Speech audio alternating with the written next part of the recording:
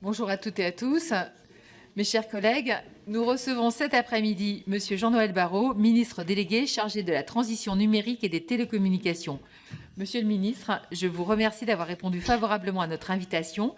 En effet, notre commission n'avait pas encore eu l'occasion d'échanger avec vous sur les domaines relevant de votre portefeuille ministériel. Et je suis donc très heureuse de vous avoir parmi nous dans un contexte de forte actualité des problématiques numériques. À titre personnel, ces thématiques me passionnent et je considère depuis longtemps, davantage encore depuis que j'ai l'honneur de présider cette commission, que la transition numérique est le fait de sociétés majeures de ce début du XXIe siècle.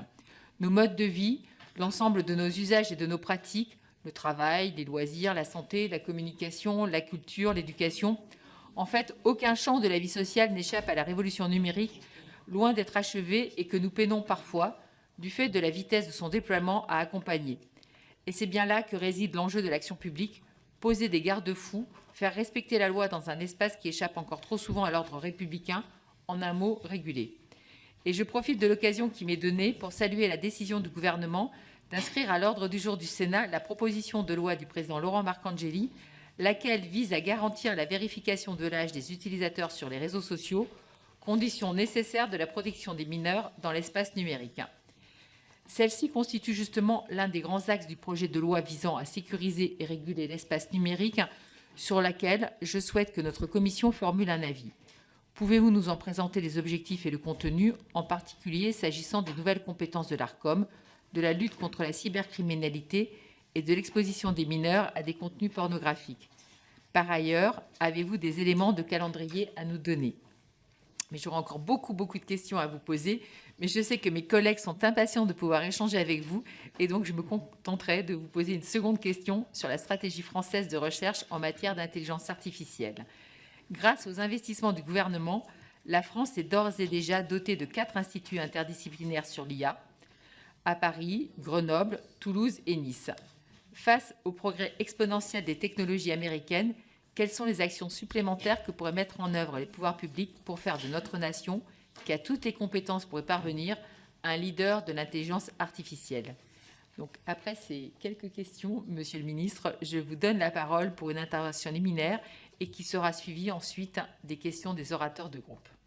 Merci Madame la Présidente, Mesdames et Messieurs les députés. Je suis très heureux de me tenir devant vous aujourd'hui pour aborder un sujet qui façonne notre présent autant que notre avenir, le rôle du numérique pour la culture, l'éducation et son impact sur nos industries culturelles et créatives.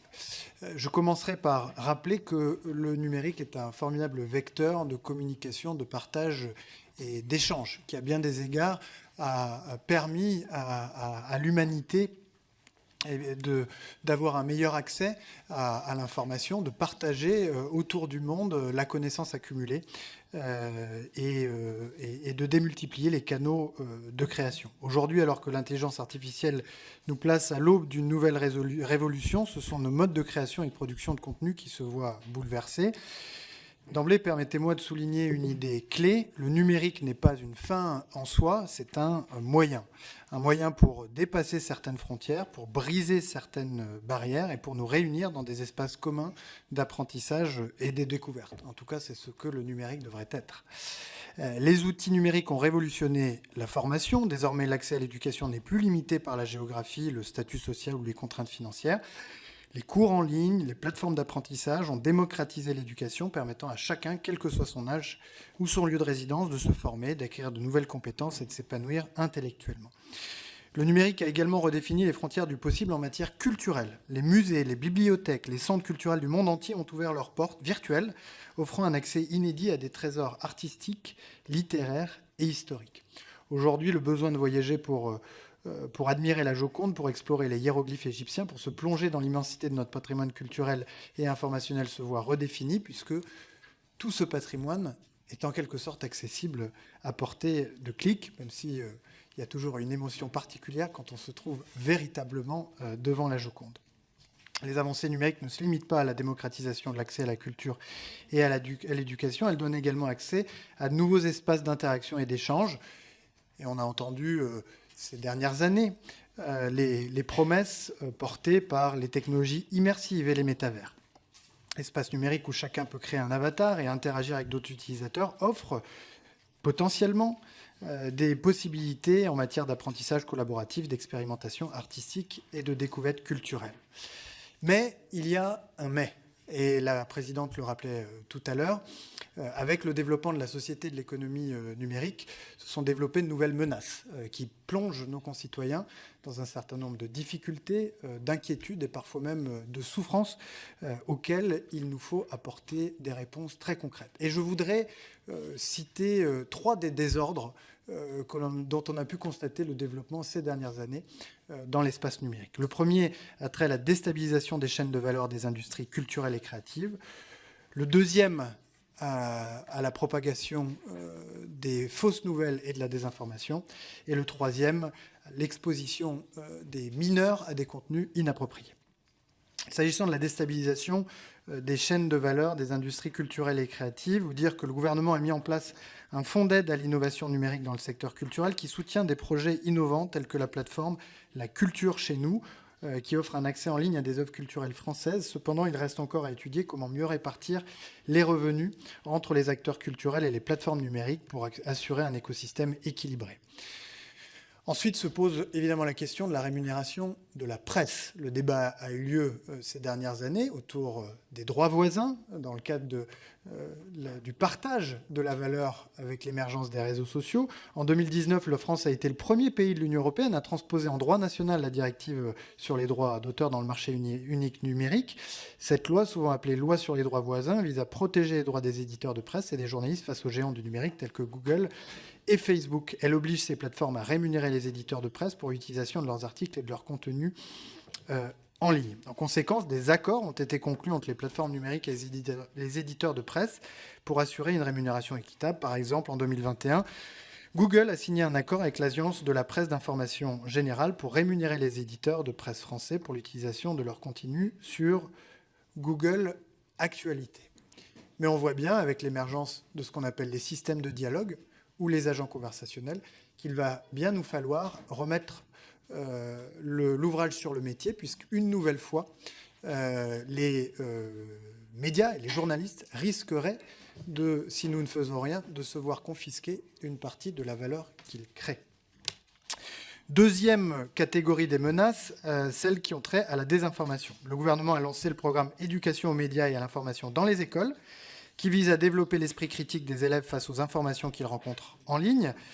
Des partenariats avec des médias comme Le Monde et France Télévisions ont également été mis en place pour proposer des ressources pédagogiques de qualité.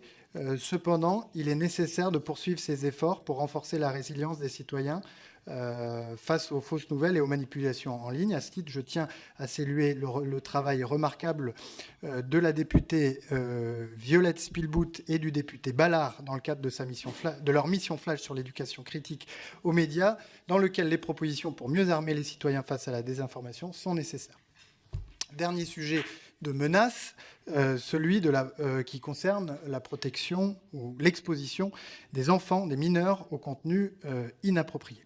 L'Assemblée nationale, vous l'avez rappelé, Madame la Présidente, a récemment adopté une loi portée par Laurent Marcangeli, qui vise à renforcer la protection des mineurs sur Internet, qui impose aux plateformes de mettre en place des mécanismes de signalement des contenus inappropriés et de vérification de l'âge des utilisateurs avec une obligation de recueillir l'autorité parentale avant 15 ans.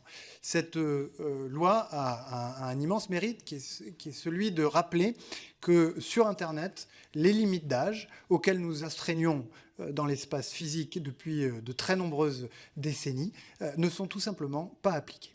Et c'est le cas pour les réseaux sociaux qui fixent des limites d'âge à leurs utilisateurs qu'elles ne font pas respecter elles-mêmes. Et c'est ce problème-là que la proposition de loi de Laurent Marcangeli vient corriger.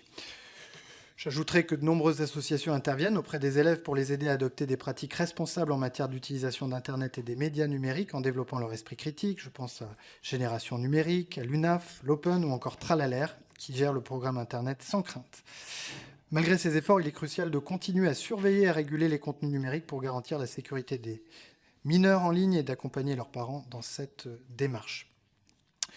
Parmi les initiatives que nous allons lancer, il y a celle que nous portons avec le ministre des Solidarités, Jean-Christophe Combe, avec le programme Parents, Parlons numérique, que certains connaissent sous le nom de Campus de la parentalité numérique.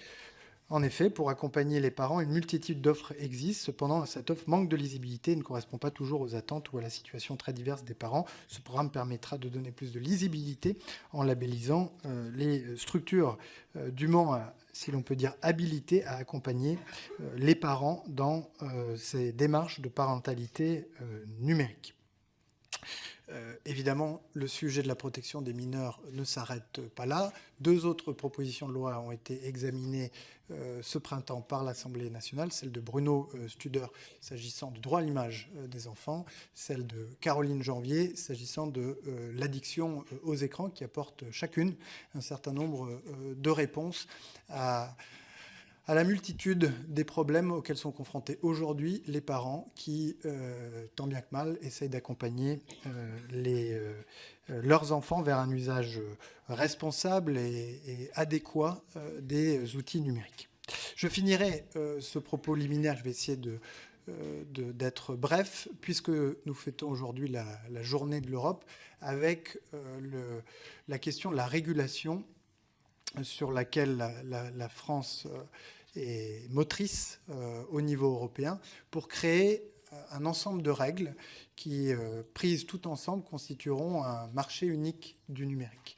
Un ensemble de règles qui s'imposeront aux acteurs de l'économie numérique qui entendent agir et entrer sur le plus grand marché du monde, qui est le marché européen. Et j'insisterai d'une part sur le règlement sur les services numériques qui a été adopté l'année dernière sous présidence française de l'Union européenne, et d'autre part, puisque vous m'interrogiez là-dessus, Madame la Présidente, sur le règlement sur l'intelligence artificielle, qui n'est pas encore adopté, qui fait l'objet de discussions serrées au Parlement européen à l'heure où nous parlons, et qui va être négocié entre le Parlement européen, le Conseil et la Commission dans les semaines qui viennent. Le règlement sur les services numériques est une petite révolution, puisqu'il fait entrer les plateformes dans l'ère de la responsabilité. Je m'explique. Depuis que nous avons posé un cadre pour le développement de l'économie et de la société numérique, nous avons considéré que ces plateformes étaient en réalité des hébergeurs ou des entrepôts.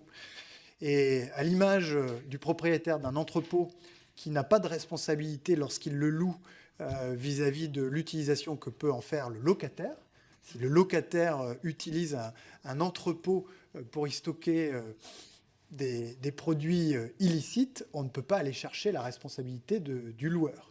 C'est de la même manière que nous avons considéré les hébergeurs, c'est-à-dire ces plateformes, que ce soit des réseaux sociaux ou des places de marché sur Internet, considérant qu'il fallait conserver la propriété d'ouverture de l'espace numérique et ne pas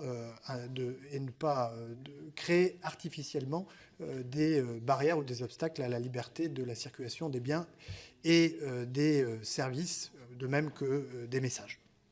De toute évidence, ça n'a pas conduit à une situation satisfaisante, puisqu'on a assisté au fil des années à la prolifération, d'une part, de messages illicites sur les réseaux sociaux, d'autre part, à la contrefaçon sur les places de marché. Il fallait donc changer de braquet.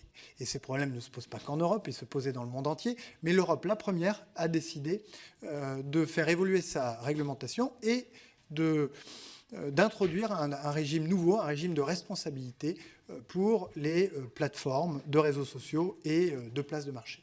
Ce régime de responsabilité, il va conduire ces plateformes à respecter un certain nombre d'obligations. L'obligation de retirer les contenus illicites qui leur sont signalés. L'obligation d'analyser pour les plus grandes d'entre elles le risque systémique qu'elles font courir sur la santé et le bien-être de leurs utilisateurs, mais aussi sur le débat public en matière de qualité de l'information. Des obligations de transparence, en particulier l'obligation de faire auditer leurs algorithmes et puis de mettre à disposition leurs données aux chercheurs pour qu'ils puissent exercer leur esprit critique et faire apparaître les failles de ces grandes plateformes. Et puis des interdictions également, l'interdiction de faire de la publicité ciblée sur les mineurs et l'interdiction de faire de la publicité ciblée sur les adultes qui, en s'appuyant sur des données sensibles au titre du RGPD, c'est-à-dire l'orientation sexuelle, les préférences religieuses, etc. En bref, les plateformes, et notamment les plus grandes d'entre elles, vont se retrouver assujetties en Europe à un niveau de responsabilité bien plus élevé que ce qui était le cas auparavant, sans quoi elles s'exposent à des amendes allant jusqu'à 6% du chiffre d'affaires et, en cas de récidive, à une interdiction d'agir sur le territoire européen. Ce règlement est d'application directe dans l'ensemble des pays de l'Union européenne. La Commission européenne vient de désigner les 17 plateformes qui sont les plus importantes et qui se voient assujetties aux responsabilités les plus élevées au terme de ce règlement. Il nous faut prendre certaines mesures d'adaptation du droit français pour que ce règlement puisse s'appliquer correctement. C'est l'un des objets du projet de loi que je présenterai demain au Conseil des ministres, qui va notamment attribuer à l'Arcom un rôle central, qui est celui de coordinateur des services numériques, coordinateur des services numériques, c'est-à-dire qu'en appui, si l'on peut dire, de la Commission européenne qui conserve pour les plus grandes plateformes le rôle central pour l'exécution de ce règlement, eh bien, sur le territoire français, c'est l'Arcom qui jouera le rôle de coordinateur de tous les services et autorités administratives chargés par le règlement d'exercer des responsabilités nouvelles. Ce projet de loi présenté demain au Conseil des ministres sera à l'ordre du jour du Sénat au début de l'été et sans doute à l'ordre du jour de l'Assemblée à la fin de l'été. Et je finirai donc avec un autre règlement qui, lui, n'est pas encore adopté au niveau européen, mais dont on parle beaucoup étant donné l'actualité de l'intelligence artificielle générative, qui est le règlement sur l'intelligence artificielle, qui prend une approche que l'on dit par les risques, c'est-à-dire qu'il ne dit pas si l'intelligence artificielle est bonne ou mauvaise en soi, mais qui dit que l'intelligence artificielle est interdite dans l'Union européenne pour certains usages, exemple la surveillance généralisée des populations, que pour d'autres usages qui sont sensibles, je pense à la santé ou au transport, ou si les logiciels sont défaillants, des vies humaines peuvent être engagées, alors la mise sur le marché de systèmes enrichis avec l'intelligence artificielle est conditionnée à des obligations de transparence et d'audit. Et puis, des usages qui sont moins sensibles, des usages récréatifs notamment, les jeux vidéo par exemple, pour lesquels l'intelligence artificielle peut être librement utilisée.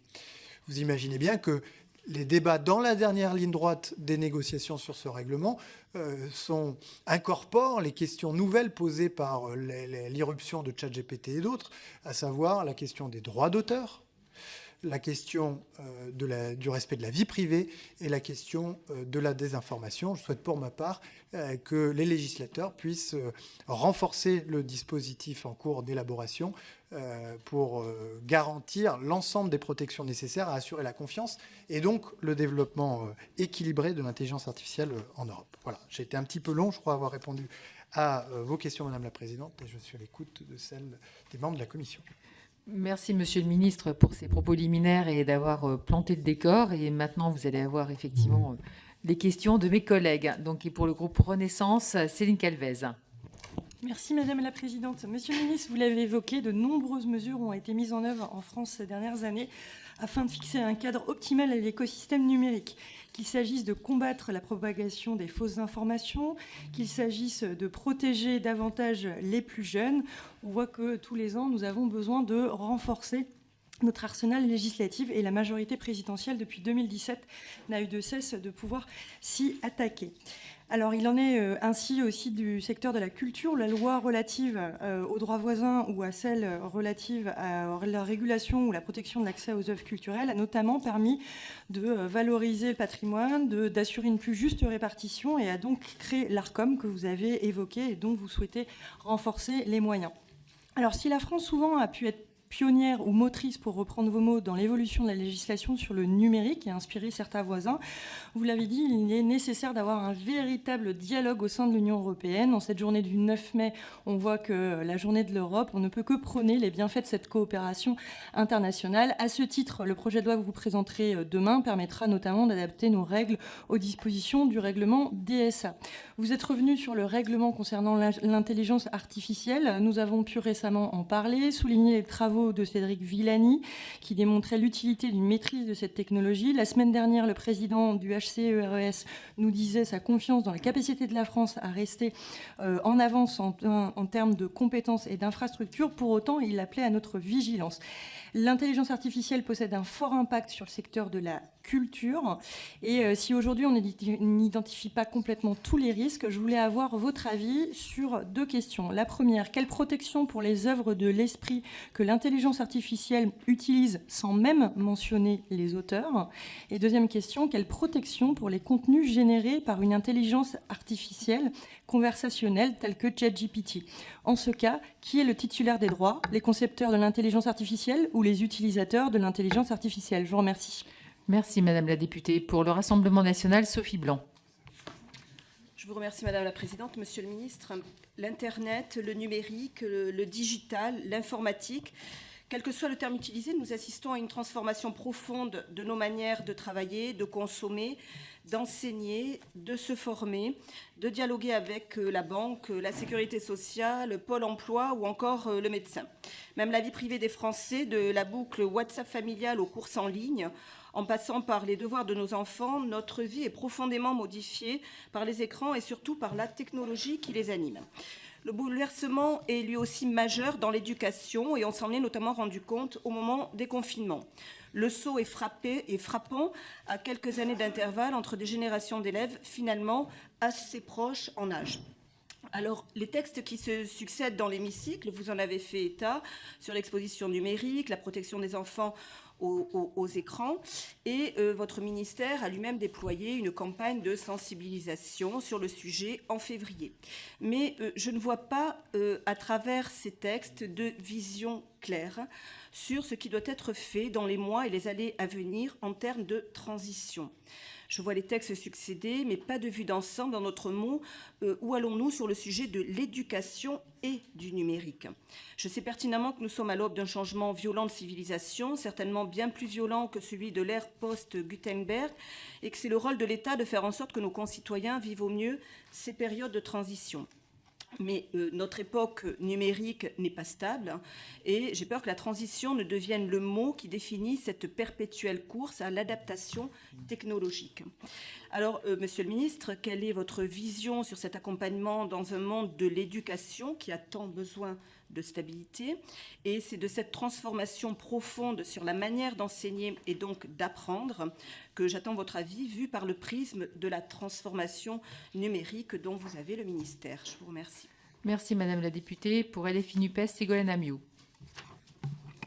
Merci, Madame la Présidente. Monsieur le Ministre, à l'image des vieux médias, le numérique est aujourd'hui entre les mains de quelques milliardaires. Dans un monde démocratique, juste et humaniste, leur priorité serait de faire du numérique un outil d'émancipation, de partage des savoirs, sûr pour toutes et tous, où peut s'épanouir le pluralisme, l'indépendance de l'information et de la création. Mais on ne vit clairement pas dans ce monde. La priorité de ces quelques milliardaires est ailleurs. Leurs intérêts privés, qu'ils soient idéologiques, politiques ou économiques, régissent le numérique pour l'ensemble des utilisateurs. Au cours des 2 dernières décennies, le numérique a étendu son domaine d'influence et révélé ses menaces, à savoir la censure, les libertés prises avec le droit national, les fake news, le cyberharcèlement, les influx voleurs, la surveillance automatique généralisée, la vente de données personnelles, les ingérences dans les processus électoraux, et j'en passe. Le droit à l'information libre et indépendante, pilier de la citoyenneté et de nos démocraties, n'est clairement pas assuré dans l'espace numérique aujourd'hui. Le public en première ligne face à cette réalité, c'est la jeunesse. Vous prévoyez pour leur protection de mettre en place une majorité numérique, mais ce dispositif ne sera-t-il pas contournable par un simple VPN? Au fond, la question qui se pose est la suivante. Est-ce que la technologie parviendra à protéger les mineurs? Chaque solution semble pouvoir être contournée à plus ou moins long terme. Plutôt que de se reposer sur des solutions techniques qui souvent portent atteinte à la protection des données, l'éducation et l'information ne devraient-elles pas être privilégiées ? Nous l'avons compris, votre priorité n'est pas celle de l'éducation au numérique. La certification PICS en est un bon exemple. Manque de formation des enseignants, contenu inadapté, manque de matériel et de temps consacré à ce sujet. Monsieur le ministre, demain, vous allez nous présenter votre projet de loi sur la sécurité de l'espace numérique. Comment allez-vous concrètement encadrer le pouvoir de ces grands groupes et ainsi assurer aux utilisateurs les plus jeunes un espace numérique sûr ? Merci, Madame la députée. Pour les Républicains, Frédéric Meunier.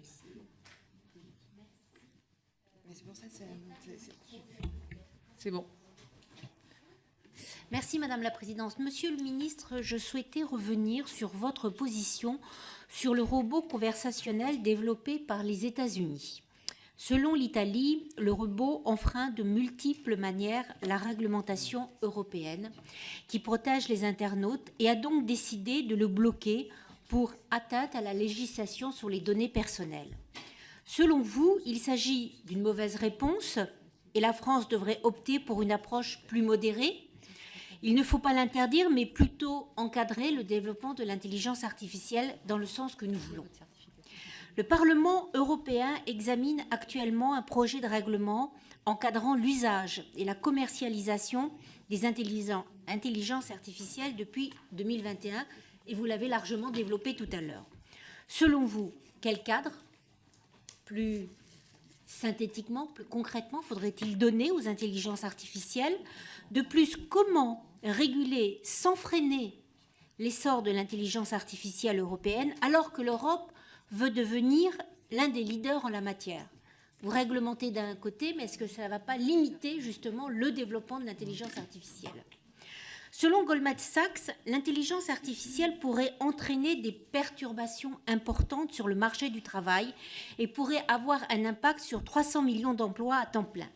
Bien que l'étude porte sur le marché américain, Goldman Sachs précise que l'impact de l'intelligence artificielle serait similaire en Europe.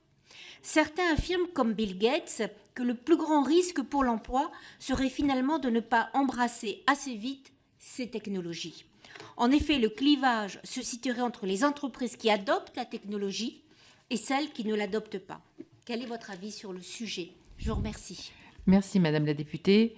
Pour les démocrates, Estelle Follest. Merci, Madame la Présidente. Monsieur le Ministre, les réseaux sociaux nous offrent le pire comme le meilleur. S'ils sont vecteurs d'échanges de connaissances, d'idées et d'opinions dans le monde entier, leur raison d'être n'est pas la philanthropie. Les réseaux sociaux sont d'abord des entreprises dont le modèle économique repose sur la publicité. Un tel modèle induit d'une part un ciblage précis des utilisateurs, dès lors perçus comme des consommateurs dont on exploite le profilage et les données personnelles. D'autre part, ce modèle économique suppose que les publicités soient vues pour générer des revenus. Ainsi, les réseaux sociaux font-ils en sorte de valoriser les contenus qui suscitent l'engagement des utilisateurs et les font rester en ligne. Leurs algorithmes permettent de nous exposer le plus possible à la publicité, aux contenus sponsorisés et à tous les contenus qui rémunèrent la plateforme, y compris par des voies plus insidieuses. Je pense au placement de produits ou aux partenariats. Notre attention est donc devenue un vaste marché, version 2.0 du temps de cerveau disponible, selon la formule consacrée par un ancien PDG de TF1. Monsieur le ministre, je m'interroge donc sur la réglementation actuelle de la publicité en ligne, sans doute insuffisante, et je souhaitais avoir votre avis sur l'état actuel du droit. Comment appréhendez-vous ce sujet et quel type d'action envisagez-vous? Je pense en particulier à la protection des mineurs, au sens de la majorité numérique. Nos enfants ne doivent pas, en effet, être les grandes victimes de la société numérique, pour reprendre une expression que vous avez vous-même utilisée sur Europe 1 ce matin. Je vous remercie. Merci, Madame la députée. Pour les socialistes et apparentés, Fatia Kelouachi. Oui, merci Madame la Présidente. Monsieur le Ministre, le 15 janvier 2018, la plateforme Parcoursup ouvrait en tant que plateforme nationale d'admission en première année des formations du premier cycle de l'enseignement supérieur. Avec une mise en place depuis 5 ans maintenant, l'opacité de la plateforme reste toujours d'actualité. La hiérarchisation des vœux, les difficultés de compréhension de la plateforme Le manque d'accès et d'équipement selon les territoires sont autant de freins pour les jeunes, notamment pour ceux des territoires ruraux, pour qui la fracture numérique est une réalité. Dès lors, Monsieur le ministre, comptez-vous doter l'enseignement supérieur pour permettre aux étudiants d'accéder à la transition numérique lors de leur admission et tout au long de leur cursus? De plus, récemment, c'est la plateforme du master qui a fait son apparition. Un pas de plus vers la transition numérique. Pourtant, alors que la plateforme Parcoursup avait déjà mis en exergue un certain nombre de limites, la nouvelle plateforme master ne fait qu'exacerber les difficultés déjà observées. Concernant les dérives, la plateforme master, au-delà de la charge de travail qu'elle incombe aux enseignants, suscite un certain nombre de problématiques. Le téléchargement individuel de dossiers d'étudiants présentant des données personnelles, des documents personnels, pour certains des dossiers médicaux, pose un grand problème et pose un certain nombre de questions RGPD. Ainsi, si la transition numérique est nécessaire, elle ne doit pas l'être à n'importe quel prix. Alors aussi, Monsieur le ministre, que comptez-vous faire pour protéger les données des étudiants candidats sur cette plateforme? Je vous remercie. Merci, Madame la députée. Pour Horizon et Apparentés, Agnès Carrel. Merci, Madame la Présidente. Monsieur le ministre, je salue le projet de loi que vous présentez demain au Conseil des ministres et qui fait suite à plusieurs propositions, notamment celle du groupe Horizon sur la majorité numérique, pour régler l'accès aux réseaux sociaux pour les moins de 15 ans ou la proposition des influenceurs. L'idée que l'espace numérique doit être régulé fait consensus dans la classe politique et dans l'opinion publique. Et votre projet de loi répond à ce besoin urgent de régulation que nous avons effectivement déjà demandé, ainsi pour lutter ainsi contre le harcèlement, les arnaques et la pornographie.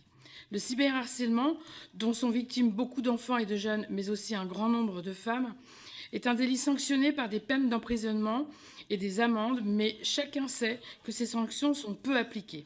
Votre texte propose de nouvelles mesures, notamment une interdiction pure et simple des plateformes de réseaux sociaux pour les personnes condamnées pour un délit lié à la haine en ligne, harcèlement, racisme, sexisme, etc. Certains juristes semblent sceptiques quant à ces nouvelles dispositions qui seraient, selon eux, contournables. Si le pseudonyme n'est pas un totem d'immunité, l'adresse IP ne permet pas nécessairement de remonter vers la personne incriminée. Environ 80% des accès aux réseaux sociaux se font sur mobile, où cette même adresse IP se veut donc dynamique, autrement dit changeante à chaque extinction du téléphone. Pouvez-vous nous rassurer sur ces nouveaux dispositifs de sanctions que vous proposez, et plus particulièrement sur votre volonté d'adapter sans cesse les parades afin que les harceleurs soient plus souvent punis? De même, comme argumenté dans la proposition de loi du président Marcangeli, ce sont les réseaux sociaux qui ne jouent pas leur rôle de modérateur. Les messages de haine, les incitations à la violence, etc. ne sont pas suffisamment contrôlés ni supprimés. Il s'agit de mettre les réseaux sociaux devant leurs responsabilités, et pas seulement à l'échelle de la France, mais également au niveau européen. Chaque État doit prendre ses responsabilités. En cette journée de l'Europe, qu'en est-il des avancées de nos voisins européens? Merci. Merci, Madame la députée. Pour Écologiste NUPES, Jean-Claude Roux. Merci Madame la Présidente, Monsieur le Ministre. Le robot conversationnel ChatGPT, lancé en novembre dernier, a fait beaucoup de bruit et ce n'est sans doute qu'un début. Ses capacités impressionnantes de rédaction de contenu sur n'importe quel sujet donnent un avant-goût de la puissance des technologies d'intelligence artificielle et de leur potentiel pour assister le travail humain, voire le remplacer. Car 18% des emplois pourraient être menacés à terme, selon l'étude déjà citée des économistes de Goldman Sachs. S'il est permis de douter des promesses de remplacement de l'éreintant travail humain par la machine, il nous est pour autant obligé d'en constater les effets d'ores et déjà concrets. Les sacrifices environnementaux importants, déjà consentis au secteur du numérique, liés à l'extraction de minerais rares utilisés pour les composants électroniques dont l'obsolescence programmée n'est plus à démontrer. L'entretien des data centers qui nécessite un refroidissement constant et une alimentation énergétique croissante du fait de l'explosion du partage de données. L'activité du secteur représente d'ores et déjà 2,5% des émissions de gaz à effet de serre selon l'ADEME. Par ailleurs, à défaut d'avoir supprimé un seul emploi à ce jour, l'IA en morcelle déjà des centaines de millions à Madagascar, au Venezuela, en Colombie, où ils travaillent dans des cybercafés, chez eux ou dans des sociétés qui ont pignon sur rue. Celles et ceux que l'on appelle les petites mains de l'IA sont une main-d'œuvre très peu qualifiée qui travaille sans contrat, mais sur le format de micro-entreprise via des plateformes sur Internet. Les travaux du sociologue Antonio Casilli ont permis de montrer que la rémunération médiane de ces métiers tournait autour de 2 dollars de l'heure, sans assurance maladie, retraite ou la moindre couverture sociale. Monsieur le ministre, n'ayant pas trouvé les réponses que je cherchais dans votre interview donnée à Libération la semaine dernière au sujet des garde-fous nécessaires au développement de l'IA, je vous pose donc 3 questions. Quand dépassera-t-on cette fascination technologique qui cache une industrie socialement et écologiquement irresponsable parfois ? Quand exigera-t-on des entreprises de la tech d'être responsables de toute la chaîne de destruction du travail et de l'environnement qu'elles risquent d'entraîner ? Et enfin, comment faire pour que les promesses d'automatisation ne cachent pas des projets de micro-travail où l'on récupère du côté des investisseurs ce qu'on va sous-traiter dans d'autres pays ? Merci, monsieur le député. Pour le groupe Lyot, Béatrice Descamps. Merci Madame la Présidente, Monsieur le Ministre. Si l'intelligence artificielle n'est pas nouvelle, nous faisons face depuis quelque temps à une démocratisation rapide de ses usages. Le caractère ludique de ces derniers ne doit pas occulter les nombreuses questions que posent celles-ci. J'en aborderai quelques-unes qui nous concernent particulièrement en tant que membre de cette commission. Difficile tout d'abord de ne pas évoquer l'enjeu de la désinformation avec la production massive de photos, de vidéos, d'articles fallacieux. Il deviendra de plus en plus difficile de distinguer les créations de la réalité. La question de la protection des données des utilisateurs est aussi fondamentale. Et avec elle, la question de la souveraineté. Cela a été dit tout à l'heure, l'Italie a décidé d'interdire ChatGPT, qu'elle accuse de ne pas respecter la législation européenne.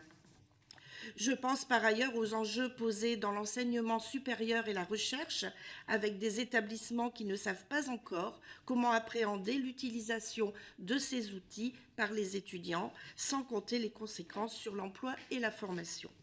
J'aborderai enfin les défis de l'IA dans la culture et la création artistique. Comment considérer les œuvres ainsi créées ? Doit-on repenser le statut d'artiste ? Je ne mentionne pas les questions de sécurité. Mon collègue Jean-Félix Acoiviva vous avez interrogé lors du projet de loi sur les JOP avec le premier amendement parlementaire rédigé par ChatGPT. Dire que nous avons besoin d'anticiper toutes ces conséquences est inexact, tant nous sommes déjà fondamentalement avancés dans le développement de ces technologies. Monsieur le ministre, à quel point le gouvernement est-il engagé pour maîtriser non seulement l'intelligence artificielle, mais aussi et surtout pour se prémunir des conséquences négatives? Le règlement européen en cours de rédaction ne sera certainement pas suffisant pour traiter tous les enjeux posés par l'IA. Comment comptez-vous agir au niveau national? Je vous remercie. Merci Madame la députée. Monsieur le ministre, c'est à vous pour ces réponses pour cette première salle de questions. Merci Madame la Présidente, merci Mesdames et Messieurs les députés pour la qualité de vos questions. Sur les questions soulevées par Céline Calvez, vous dire que nous avons des réflexions en cours sur la manière dont les créateurs de contenu, et en particulier les journalistes, les artistes et les auteurs pourraient être dûment rétribués. Lorsque j'ai rencontré au début du mois de janvier Sam Altman, le fondateur de l'entreprise OpenAI qui a développé un certain nombre de ces système de dialogue, je lui ai dit que d'une part, il y avait une question de justice, mais qu'il y avait aussi une question presque d'efficacité pour ce type de système, puisque si ces systèmes ne rétribuent pas les créateurs d'œuvres originales ou de contenus originaux, alors les créateurs d'œuvres ou de contenus originaux refuseront désormais de les mettre à disposition de l'entraînement de ce type de modèle. Il en a convenu. Il y a aux États-Unis un certain nombre de procédures judiciaires qui ont été engagées par des organismes représentant la presse à l'encontre d'OpenAI. Je crois que le moment est venu, je le disais tout à l'heure, alors qu'au niveau européen, la dernière ligne droite des négociations de l'IA, du règlement sur l'intelligence artificielle est engagée. Si elle ne devait pas aboutir, il ne faut pas exclure que en droit français, nous puissions peut-être anticiper, car il y a là, à mon avis, un sujet majeur, de même que l'autre question que vous soulevez, sur laquelle je n'ai à ce stade que des réflexions et pas de réponse aboutie, sur les titulaires d'une œuvre en définitive? Sont-ils les utilisateurs du logiciel? Sont-ils les concepteurs du logiciel? Est-ce qu'il y a un partage du titre d'une œuvre? Ce sont des questions, à mon avis, qui sont trop neuves pour avoir des réponses définitives, mais sur lesquelles je pense qu'il faut que nous puissions avancer ensemble. Sur la question de Madame la députée Sophie Blanc, évidemment, c'est une question compliquée que de résumer en une phrase la vision que nous avons sur le numérique et l'éducation, sachant d'ailleurs que c'est une compétence que je partage avec le ministre de l'Éducation nationale, avec la ministre de l'Enseignement supérieur et de la Recherche. Mais ce que je voudrais dire, c'est que plutôt que de considérer que le numérique serait un obstacle aux apprentissages, qu'il conviendrait de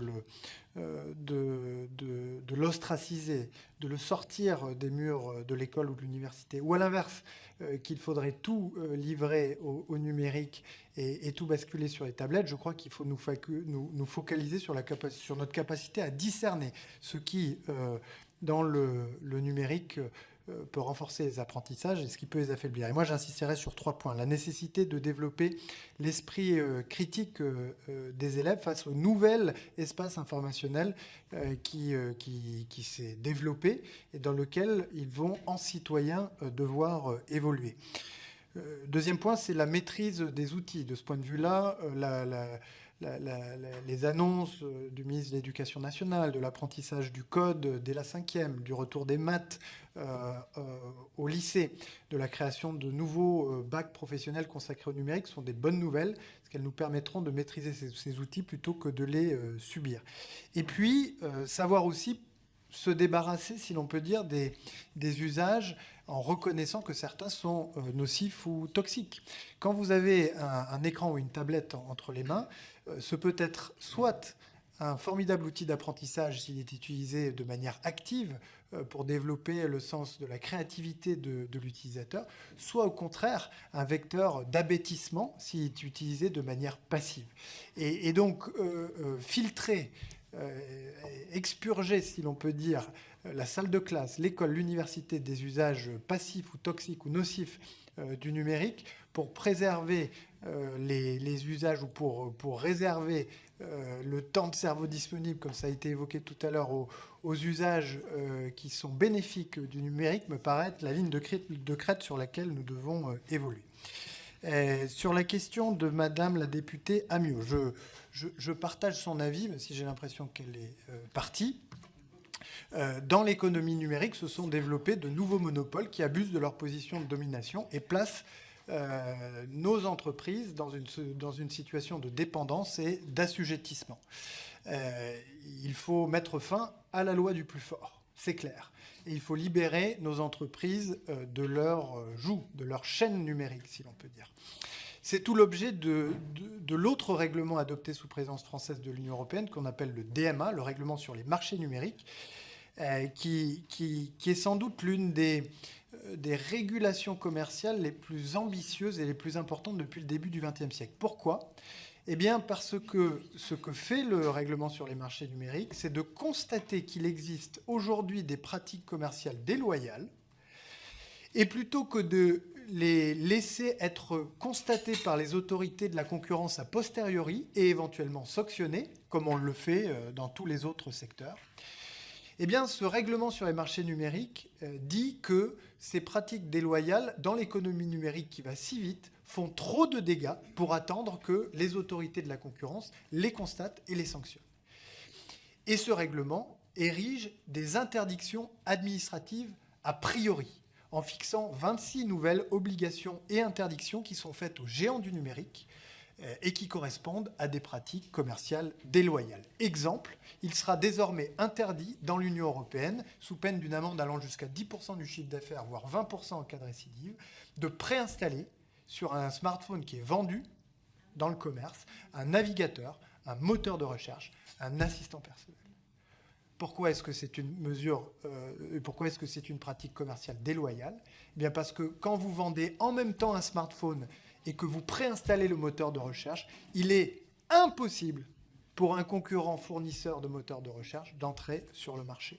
Autre exemple, lorsque vous êtes une grande entreprise qui avait un service de moteur de recherche, il vous sera interdit dans l'Union européenne de privilégier dans les résultats de recherche les autres services qui font partie de votre périmètre d'activité au détriment des services produits par d'autres entreprises qui sont des entreprises concurrentes. Et ainsi de suite pour 26 pratiques qui sont désormais interdites, si l'on peut dire, dans l'Union européenne.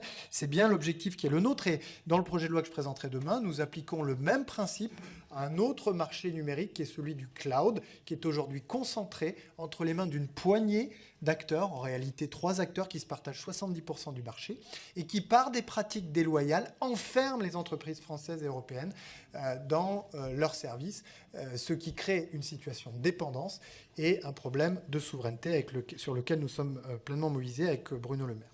Sur la question de Mme Frédérique Meunier et la décision de la CNIL italienne, je pense qu'il y a là l'un des sujets en réalité les plus préoccupants qu'il nous faut régler s'agissant de l'intelligence artificielle générative. Ce que dit la CNIL italienne, c'est 2 choses.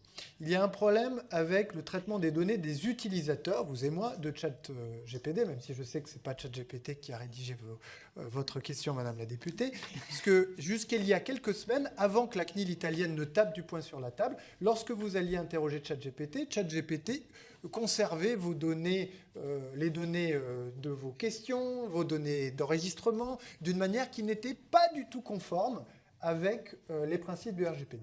Ça, c'est facile à corriger et une partie de ces problèmes ont été résolus grâce à cette réaction de la CNIL italienne. En revanche, il y a un problème qui n'est toujours pas résolu et que nous devons, en Européens, résoudre si nous voulons que se développe en Europe ce type de modèle plutôt que de devoir les emprunter à d'autres puissances, c'est la compatibilité du mode de développement de ces intelligences artificielles à partir de grands échantillons de données avec le RGPD et la manière dont nous entendons protéger les données personnelles. Je ne dis pas qu'il faut avoir une lecture rigoriste du RGPD comme semblait vouloir le faire la CNIL italienne et interdire le développement de l'intelligence artificielle en Europe. Je pense que ce serait insensé. Je pense en revanche qu'il nous faut, à la fois peut-être par des moyens techniques et technologiques, et d'autre part, en faisant évoluer notre cadre réglementaire, permettre de concilier le développement de l'intelligence artificielle et la protection des données personnelles, puisque nous fêtons cette année le 5e anniversaire du RGPD, qui a été conçu bien avant que n'émerge l'intelligence artificielle générative. C'est cet équilibre entre innovation et régulation qu'il nous faut trouver sur cette question de la vie privée, sur les autres questions que le règlement sur l'intelligence artificielle veut traiter. Sur la question de Madame Estelle Follest, quelles sont les mesures que nous entendons prendre ? Il est vrai que le modèle d'affaires des plateformes pose un certain nombre de questions très préoccupantes, s'agissant notamment de la santé des enfants. Ce que fait le règlement sur les services numériques, c'est d'interdire purement et simplement la publicité ciblée sur les mineurs.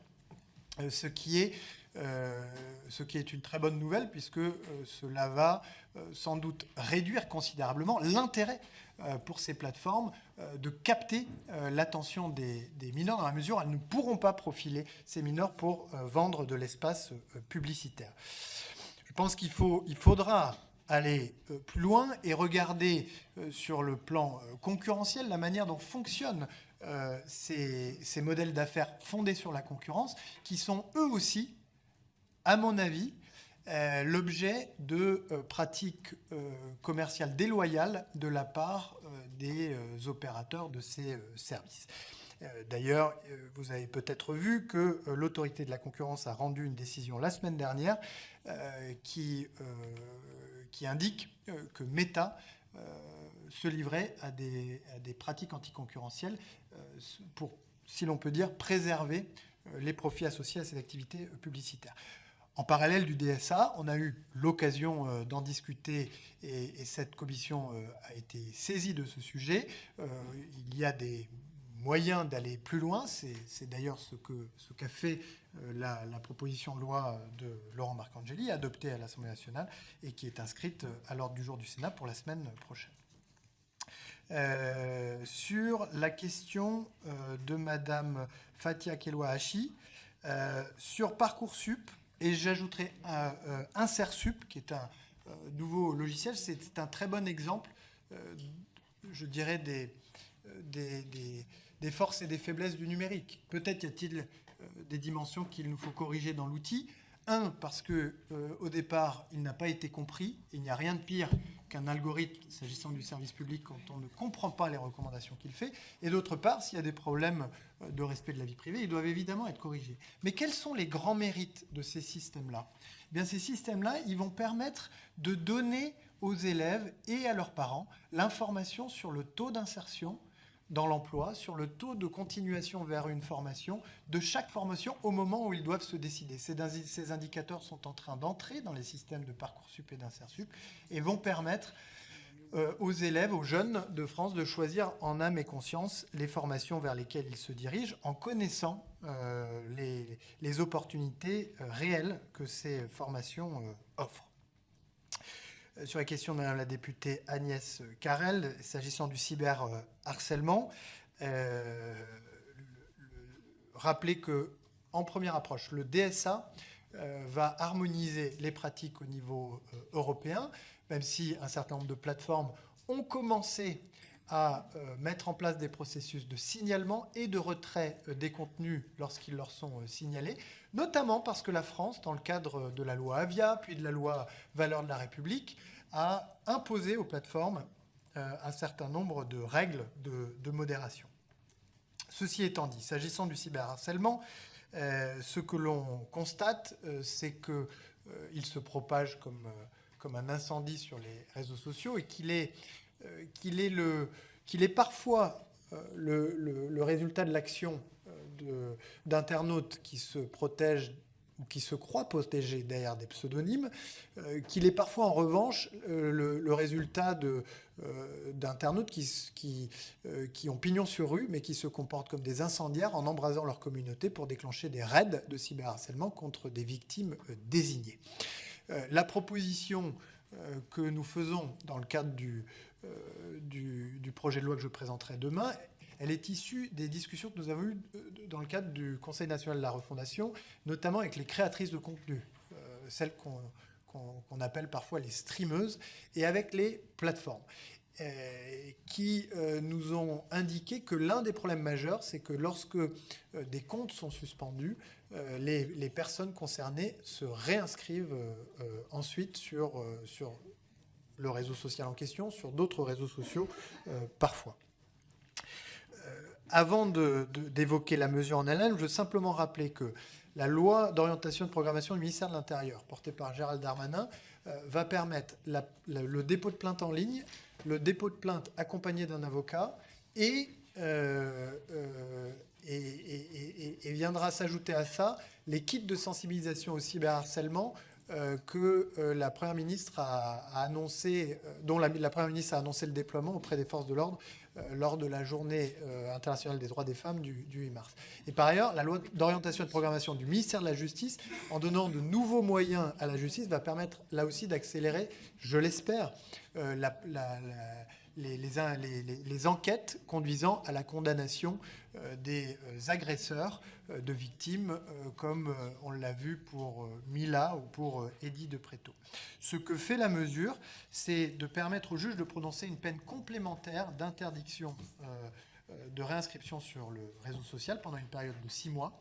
C'est une mesure qui s'apparente à la mesure des interdits de stade qu'on a pris pour traiter d'un autre problème, qui ne résoudra pas toutes les questions de cyberharcèlement, mais qui, pour les chefs de meute qui s'affichent fièrement comme étant des cyberharceleurs, les frappera là où ça fait mal, c'est-à-dire dans leur communauté, leur notoriété, et aura, nous l'espérons, une vertu dissuasive.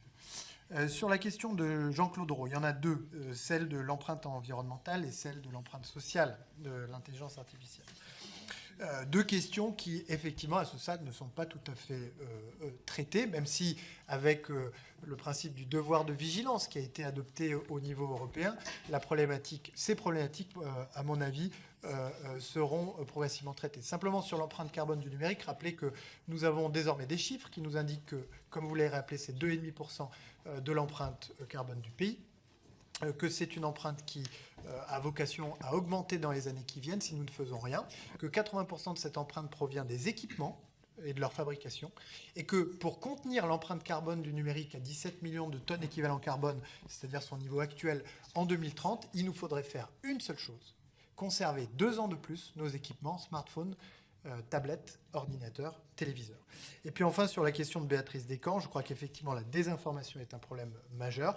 Dans le règlement sur l'intelligence artificielle est déjà prévue une mesure qui va dans le bon sens et qui anticipait presque l'arrivée des photos, des hypertrucages, qui est l'obligation de mentionner qu'une intelligence artificielle a été sollicitée pour la fabrication d'une image. En revanche, vu la prolifération et la facilité de créer ces fausses images, peut-être faudra-t-il réinterroger le cadre par lequel nous régulons et sanctionnons la diffusion des montages dans notre droit national. J'en ai fini, Madame la Présidente. Merci, Monsieur le Ministre. Se pose la question de savoir s'il faut interrompre ou pas, parce qu'un certain nombre de collègues ne sont plus dans la salle de commission pour la PPRE sur la résolution sur l'inscription du groupe militaire privé Wagner sur la liste des organisations terroristes. Mais pour l'instant, c'est le gouvernement qui parle. Et je sais que normalement, il va encore y avoir des explications de vote. Donc, si j'interromps maintenant, potentiellement, on ne reprend que dans longtemps. Donc, moi, je propose de continuer comme cela. Et puis, les collègues reviendront ou s'absenteront au moment qu'ils... voilà, mais je pense gérer comme ça parce que pour l'instant on ne peut absolument pas prévoir à quel moment le vote va intervenir et je ne voudrais pas que nous interrompions trop longtemps par rapport au sujet. Donc nous allons prendre les questions de Fabienne Colbock.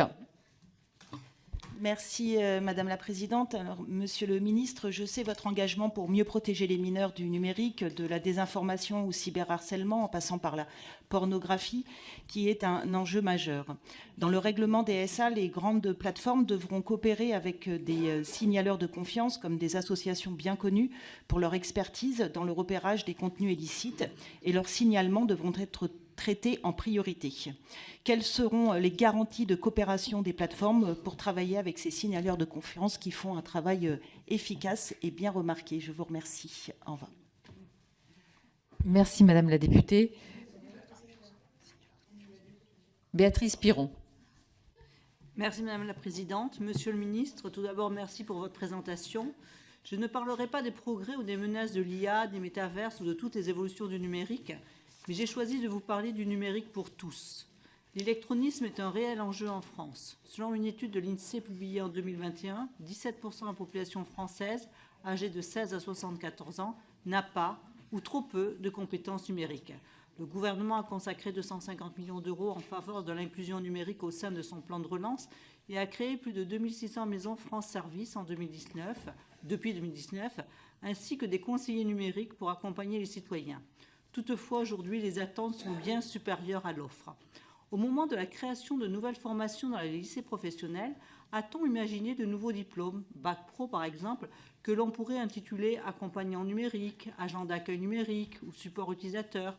Avez-vous échangé avec le ministère de l'Éducation nationale afin d'engager une réflexion sur ces métiers d'accompagnement au numérique pour tous?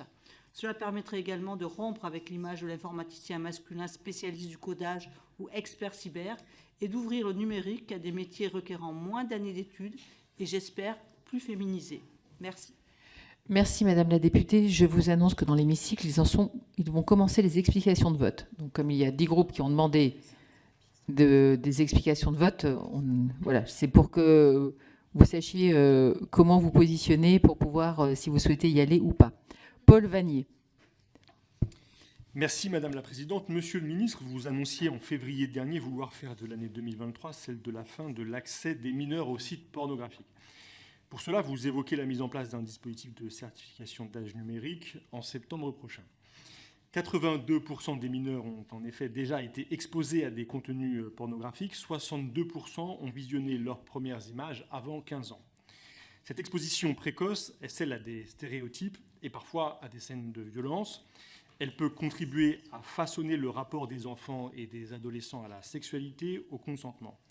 Nous partageons ainsi votre préoccupation, mais il nous paraît illusoire de ne recourir qu'au moyen de l'interdiction, tant leur contournement paraît accessible à un grand nombre d'enfants et d'adolescents.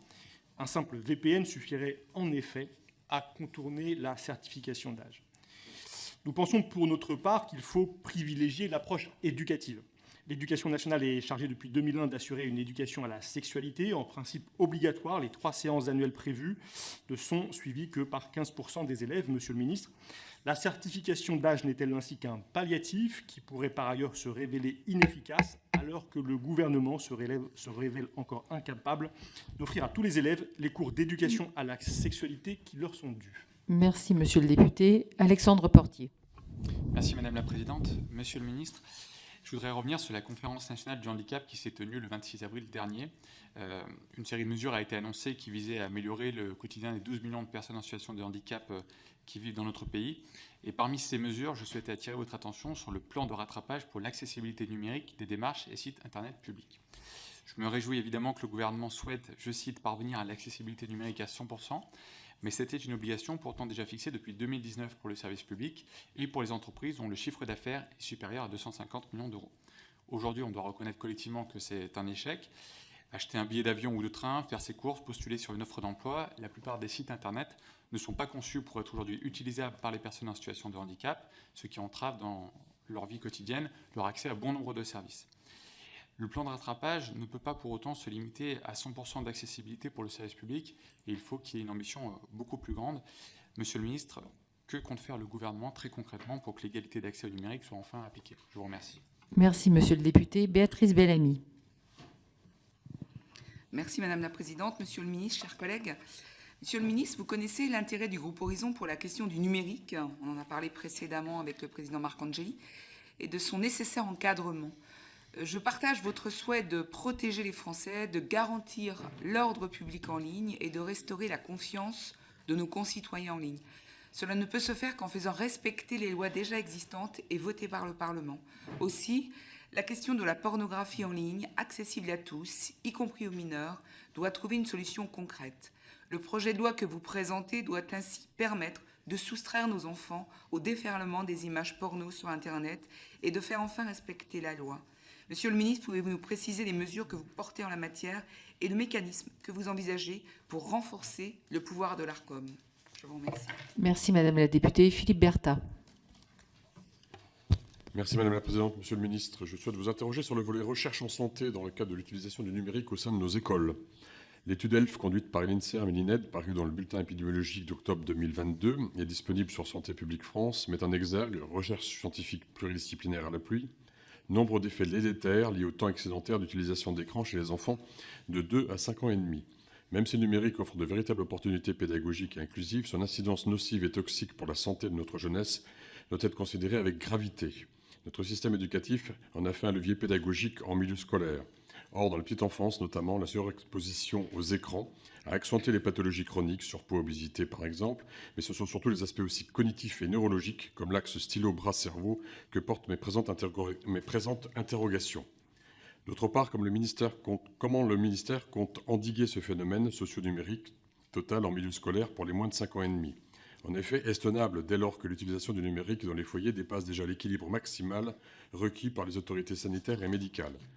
Connaissez-vous les études en cours en France ou à l'international pour une approche plus globale de l'impact du numérique sur le développement cérébral ou sur au moins la capacité d'attention et donc d'apprentissage des enfants?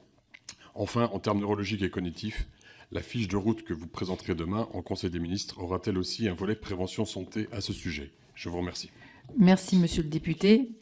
La parole est à Francis Dubois. Merci Madame la Présidente. Monsieur le Ministre, une fois n'est pas coutume, je viens porter la voix de la ruralité. Sécurité sociale, chômage, impôts, retraite, billets de train. Aujourd'hui, la plupart des démarches se font en ligne et 17% de la population, soit 13 millions de nos concitoyens, majoritairement en zone rurale, sont exclus du numérique. La moitié de ces personnes sont âgées de 75 ans ou plus et le taux d'électronisme dépend également de la catégorie socio-professionnelle. Les départements ruraux sont ainsi particulièrement touchés par cet isolement numérique. Votre prédécesseur avait annoncé un plan de relance doté de 250 millions d'euros pour l'inclusion numérique. Les initiatives locales déployées dans le cadre de ce plan se sont révélées efficaces, comme en Corrèze, avec la mise en place d'une application numérique, de passe numérique et d'une plateforme collaborative. Mais force est de constater qu'il faut aller encore plus loin pour faciliter l'accès à Internet pour tous en milieu rural.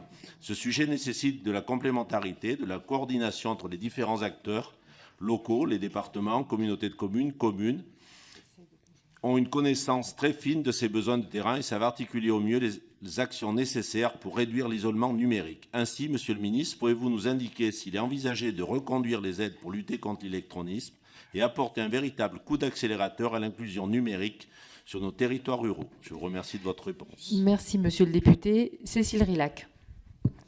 Merci Madame la Présidente.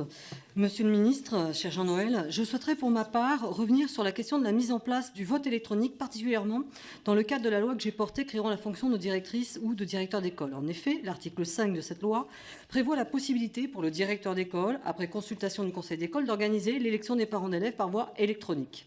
Fortement demandé sur le terrain, soutenu par les syndicats et les parents d'élèves, le vote électronique permet un gain de temps et d'organisation important, particulièrement pour les directeurs d'école ou les parents bénévoles. De surcroît, il permet aux parents éloignés d'établissements de pouvoir participer à la vie démocratique tout en réduisant fortement l'impact environnemental de ces élections.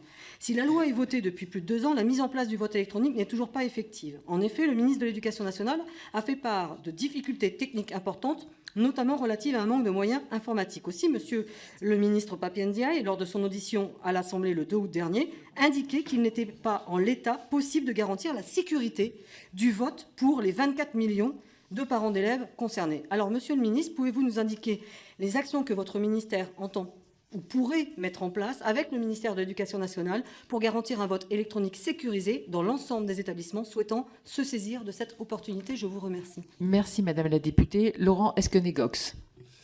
Merci Madame la Présidente. Monsieur le Ministre, cher Jean-Noël, il y a une urgence à agir contre le cyberharcèlement. Celui-ci touche 20% de notre jeunesse. C'est une violence insupportable à laquelle nous sommes trop habitués. Nous ne sommes pas à la hauteur face à une situation qui pousse 50% des victimes à envisager la mort et qui conduit certains à se la donner. Depuis le début de cette mandature, les enjeux du cyberharcèlement ont été pris à bras-le-corps, dans une volonté transpartisane de trouver des réponses au désarroi des parents et des enfants. Je pense par exemple au texte de notre collègue Laurent Marcangeli, visant à instaurer une majorité numérique et examiné au sein même de cette commission. Monsieur le ministre, je sais votre engagement à protéger les enfants, que votre engagement à protéger les enfants est aussi fort que le nôtre. Je sais que vous avez à cœur de mettre en œuvre les engagements forts d'Emmanuel Macron sur ce sujet. Aussi, pouvez-vous nous éclairer sur les mesures de lutte contre le cyberharcèlement que comporte votre projet de loi? Sachez qu'en la matière, les députés de notre commission, compétentes sur les questions liées à la jeunesse et à la communication, seront à vos côtés. Je vous remercie. Merci, Monsieur le député.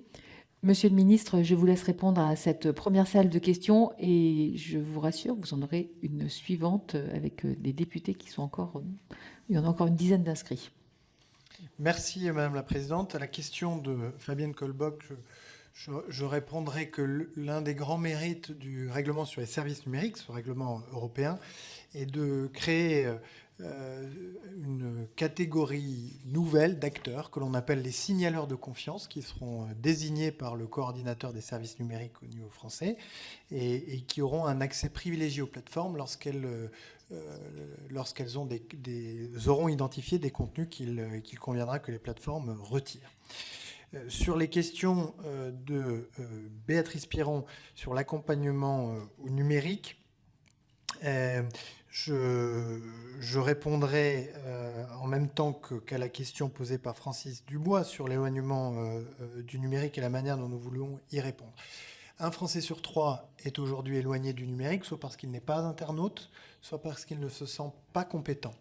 C'est un chiffre qui est plutôt en progression qu'en régression, et c'est un phénomène qui n'est pas qu'un phénomène générationnel, c'est un fait social, puisque le visage des personnes éloignées du numérique, c'est celui des ouvriers et des employés, des personnes faiblement diplômées, des habitants des communes rurales plutôt que des grandes agglomérations.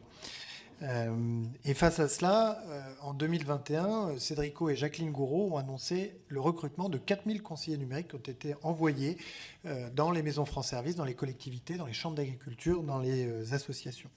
L'objectif qui est le nôtre désormais, c'est de structurer cette politique publique au niveau des bassins de vie, que dans chaque territoire soit identifié le chef de file de cette politique, que toutes celles et ceux qui y contribuent, que ce soit les conseillers numériques qui y travaillent à 100%, mais les responsables de médiathèques, les secrétaires de mairie et toutes celles et ceux qui, d'une manière ou d'une autre, accompagnent les personnes éloignées du numérique, aient accès à des formations et voient leur action coordonnée au niveau local.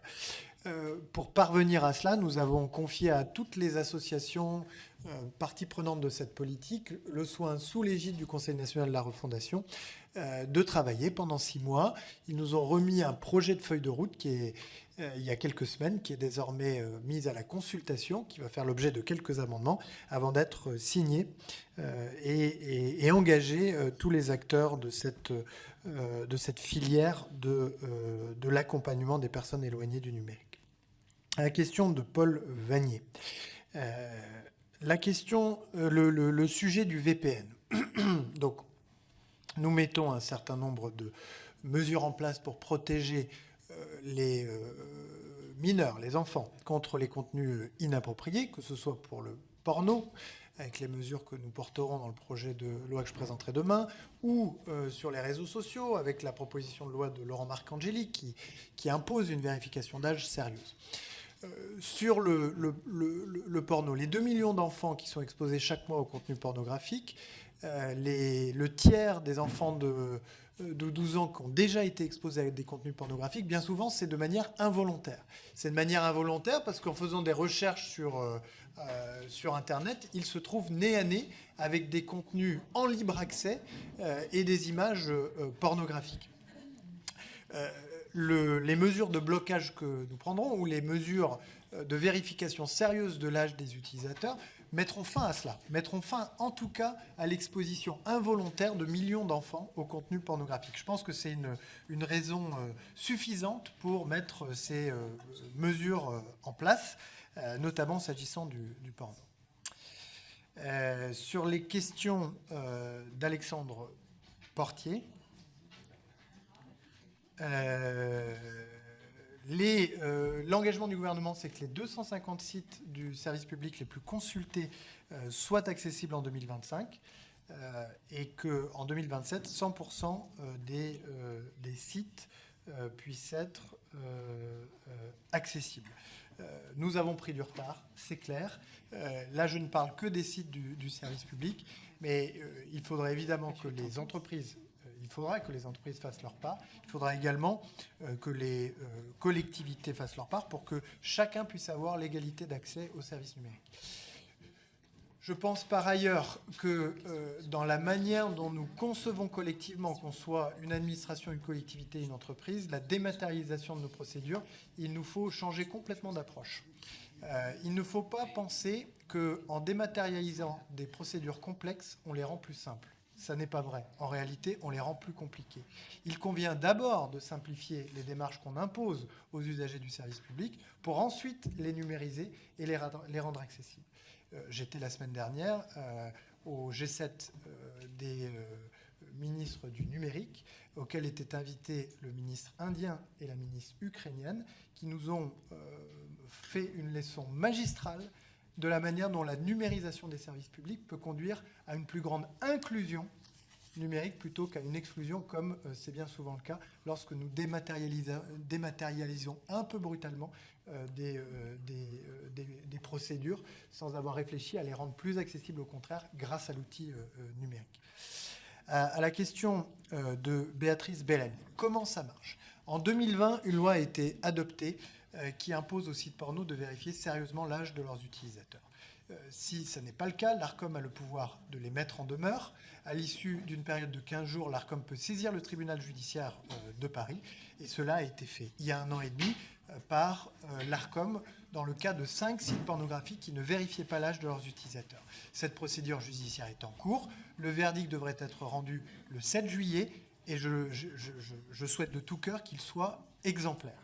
Pour l'avenir, nous voulons aller plus vite et plus fort, en confiant à l'Arcom le pouvoir de mettre en demeure, mais à l'issue d'une période de 15 jours, d'ordonner le blocage, le déréférencement des sites qui ne vérifient pas l'âge de leurs utilisateurs et d'assortir ces sanctions d'une amende allant jusqu'à 4% du chiffre d'affaires mondial. Autrement dit, nous voulons pouvoir mettre fin beaucoup plus rapidement aux situations dans lesquelles les mineurs peuvent se trouver exposés à des contenus pornographiques. Aux questions posées par M. le député Philippe Berta, simplement dire que nous rejoignons évidemment le diagnostic que vous faites, à savoir qu'un consensus scientifique émerge pour indiquer que l'exposition excessive aux écrans peut avoir des conséquences très lourdes sur le développement et la santé des enfants, pathologies chroniques, obésité, développement affectif, etc. Je crois qu'il n'existe pas de consensus absolu à ce stade, puisqu'il y a toujours une étude qui vous montrera qu'un usage le plus intelligent possible d'un écran peut être source d'apprentissage pour un enfant, mais la somme des évidences scientifiques qui s'accumulent ont justifié la proposition de loi portée par Caroline Janvier, qui vient à la fois sensibiliser les professionnels de la petite enfance, mais imposer aux constructeurs d'indiquer sur le packaging, sur l'emballage des équipements, les risques associés à la consommation ou à l'exposition durable aux écrans. Sur la question de Cécile Rilhac, sur le vote électronique pour les parents d'élèves, je m'engage à relancer le ministre de l'Éducation nationale sur ce sujet pour savoir où cela en est. Et sur la question de Laurent Esquenet sur le cyberharcèlement, une nouvelle fois, la mesure qui est portée dans le projet de loi qui sera présenté demain vient en complément d'un certain nombre de mesures prises récemment, adoptées récemment par le Parlement dans le cadre de la loi d'orientation et de programmation du ministère de l'Intérieur, ainsi que des mesures de renforcement des moyens de la justice qui figurent dans la loi d'orientation et de programmation du ministère de la Justice. C'est avec cette batterie de moyens mis bout à bout que nous viendrons, je l'espère, à bout de cette situation que vous décrivez parfaitement et qui est tout à fait intolérable. Merci, Monsieur le Ministre. Alors, j'ai appris que vous aviez un impératif, que vous deviez nous quitter à 19h, mais donc on va prendre la question des collègues et vous ferez en sorte d'y répondre, soit très très rapidement, soit vous leur répondez par écrit, soit vous revenez rapidement devant nous pour y répondre. Voilà, donc, chers collègues, en 1 minute top chrono, vous avez la parole, même un peu moins. Il y avait Annie Genevard qui devait poser une question, donc... Voilà. Et je vais essayer de vous prendre tous, mais 1 minute. Merci, voilà. Madame la Présidente. Monsieur le Ministre, je crois qu'aujourd'hui, avec le déploiement du numérique dans nos vies, on ne peut pas ne pas s'interroger sur, finalement, la société que nous voulons. Et je voudrais inviter chacun à réfléchir qu'aux deux bouts de l'âge de la vie, on a des problématiques exactement inverses. Chez les plus âgés, il y a une méconnaissance de l'outil numérique qui rend la vie de plus en plus compliquée. Et dans le premier âge de la vie, on a une surexposition grandissante. Qui n'a pas observé au restaurant des parents accompagnés d'enfants que l'on tient calmement, tranquille, avec une tablette pendant 1 heure, 2 heures, voire au-delà. Donc on ne peut pas ne pas s'interroger sur la finalité de tout ça. Et je voulais savoir si dans votre ministère, Monsieur le Ministre, vous réfléchissez à ces questions que j'allais presque qualifier de philosophiques. Merci, Madame la députée. Philippe Fay, pour 1 minute. merci Madame la Présidente. Monsieur le Ministre, avec 27% des plus de 60 ans qui n'utilisent jamais Internet, les inégalités d'accès et d'usage aux technologies numériques sont à l'origine d'un fort isolement social. Utilisé pour garder le contact, se cultiver, se divertir, faire des démarches et des achats en ligne, le numérique est partout dans nos vies. Il est aussi devenu incontournable pour se soigner. Prise de rendez-vous en ligne, téléconsultation, partage de données médicales. Par ailleurs, il existe de plus en plus d'objets connectés. Avec toutes ces évolutions, la fracture numérique touche nos aînés, notamment par l'absence d'équipement, le prix de l'équipement, l'usage estimé complexe, le manque d'intérêt et la peur du piratage et de l'arnaque. C'est sur ce dernier point que je souhaitais avoir votre position. Ainsi, même si de nombreux dispositifs permettent de sécuriser les données, c'est dans l'usage qu'il y a le plus de risques de se faire arnaquer. Je pense notamment à cette personne qui a été dupée lors d'un appel téléphonique par un pseudo-agent bancaire qui a réussi à lui soutirer les données de son compte. Alors, devant une population âgée qui apparaît beaucoup plus vulnérable que les autres usagers du numérique et d'Internet, quels sont les moyens pour protéger nos concitoyens les plus âgés dans cette pratique du quotidien? Merci, monsieur le député. Philippe Ballard pour 1 minute. Merci Madame la Présidente. Monsieur le Ministre, le plan France très haut débit prévoyait que la fibre optique jusqu'à l'abonné serait déployée sur 80% du territoire en 2022. Les zones rurales sont encore fortement lésées puisque nous en sommes à 65% selon l'ARCEP. La couverture téléphonique ou FM pâtit également de nombreuses zones blanches. Quand les engagements seront-ils respectés? Concernant le filtre anti-arnaque, je vous écoutais attentivement ce matin sur Europe 1 à ce sujet et vous nous disiez que celui-ci s'activerait à la suite d'une notification de l'arnaque auprès de l'Arcom. Alors si on comprend bien, le projet de loi prévoit de mettre à contribution les opérateurs télécoms et ces derniers seront chargés de créer une liste rouge des sites frauduleux. Mais comment pouvons-nous être sûrs qu'ils vont effectivement jouer le jeu? Nous savons aujourd'hui que de nombreux opérateurs sont très opaques sur les abonnements abusifs qui sont une réelle arnaque et qui sont effectués directement sur les abonnements téléphoniques des clients sans que ceci ait donné au préalable leur accord. Comment concrètement comptez-vous mettre en place ce mécanisme entre l'Arcom et les opérateurs? Monsieur le député Idir Boumertit.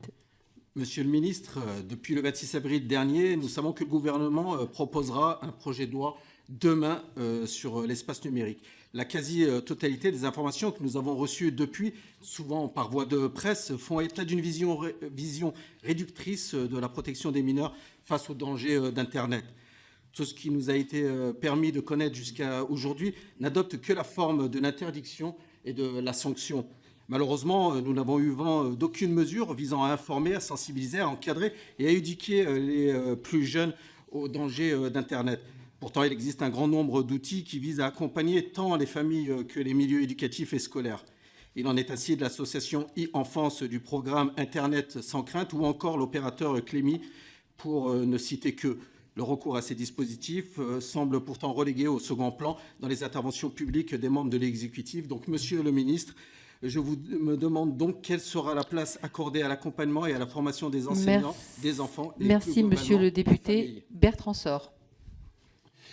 Merci Madame la Présidente. Monsieur le Ministre, vous remercie tout d'abord pour ce projet de loi que vous présenterez demain. Il est très attendu par nos concitoyens car Internet est certes un formidable outil, mais il a besoin d'être régulé face aux dérives actuelles et notamment pour protéger la jeunesse. Un renforcement du dispositif de blocage est ainsi prévu pour les sites pornographiques qui laisseraient les mineurs accéder à leur contenu. Cette règle de l'Arcom peine très clairement à être appliquée. J'en veux pour preuve les témoignages sidérants que j'ai pu entendre de la part d'élèves de CM1, CM2 dans leur classe, montrant que malheureusement l'accès à ces sites était fréquent et tellement simple. Aussi, comment pensez-vous renforcer cette règle pour la rendre efficace?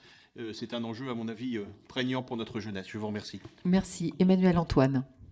Oui, Monsieur le Ministre, pour vous, l'intelligence artificielle générative, incarnée par le désormais célèbre ChatGPT, n'est qu'un perroquet approximatif. Pour autant, ce type de logiciel soulève de nombreuses questions, au premier rang desquelles celle de la propriété intellectuelle. Cette intelligence artificielle génère effectivement des textes ou des images à partir de créations originales qui servent de données d'entraînement. Il s'agit donc de créer à partir d'autres créations, mais dans ce cas, que vaut l'idée de création? Notre exception culturelle française a toujours veillé à défendre les créateurs, source de toute matière artistique et intellectuelle. Face aux défis que représente cette IA générative, nous devons défendre les droits d'auteur. Alors, ne pensez-vous pas qu'il faille imposer des droits voisins aux applications d'IA entraînées à partir de données relevant de la propriété intellectuelle? Merci Madame la députée. Graziella Melchior. Merci Madame la Présidente. Monsieur le Ministre, en tant que membre de la délégation aux droits des femmes et à la demande de sa présidente Véronique Rioton, je souhaite vous interroger sur la question du cyberharcèlement à l'égard des femmes. En effet, les femmes sont 27 fois plus victimes que les hommes de cette forme de harcèlement et le sujet de l'invisibilisation de ces violences revient tout particulièrement. Le secret de la correspondance, la banalisation du phénomène et les anglicismes pour les qualifier, revenge porn, grooming, creep chart, ont pour conséquence de les minimiser et exacerbent la difficulté à les quantifier et les qualifier pour les décideurs publics comme pour les victimes. En outre, il est apparu qu'il existe de nombreux dispositifs pour venir en aide aux victimes portés par divers acteurs institutionnels comme Pharos, mais aussi associatifs ou émanant des plateformes. Or, ils sont dans la grande majorité des cas méconnus des victimes. Monsieur le ministre, pouvez-vous nous indiquer la politique du ministère en matière de lutte contre les cyberviolences sexistes et sexuelles et si le texte que vous préparez comportera des volets sur la mise en lumière et les manières de lutter contre ce phénomène? Merci Madame la députée. Hendrik Davy. Monsieur le ministre, la protection des mineurs face à la haine en ligne, les propos racistes et sexistes ainsi que le harcèlement est un enjeu très important de notre époque. 25% des collégiens déclarent avoir connu au moins une atteinte à leur vie privée en ligne. 60% des jeunes adultes ont déjà été harcelés sur Internet. Il ne faut hélas pas compter sur les plateformes pour limiter d'elles-mêmes ce type de contenu, car ce sont ceux qui font le plus de vues et génèrent le plus de recettes publicitaires. Les solutions techniques que vous proposez ne suffisent pas. Chacune d'entre elles semble pouvoir être contournée à plus ou moins long terme. L'éducation aux usages numériques est donc le plus efficace. Cet apprentissage doit se faire le plus tôt et l'école doit pleinement jouer son rôle. Cela nécessite de véritables moyens dédiés à cette mission. Or, les moyens se réduisent. La technologie est par exemple supprimée en classe de 6e. Monsieur le ministre, quels moyens dédiés dans le cadre scolaire envisagez-vous pour apprendre à nos enfants à se protéger sur des espaces où la règle est justement de s'exposer et pour leur apprendre quels sont leurs droits et leurs devoirs sur les réseaux sociaux? Merci. Merci Monsieur le député. Carl Olive pour 1 minute. Merci Madame la Présidente. Monsieur le Ministre, 62% des jeunes ont vu leurs premières images pédopornographiques avant d'entrer au lycée, soit avant 15 ans et un tiers avant 12 ans.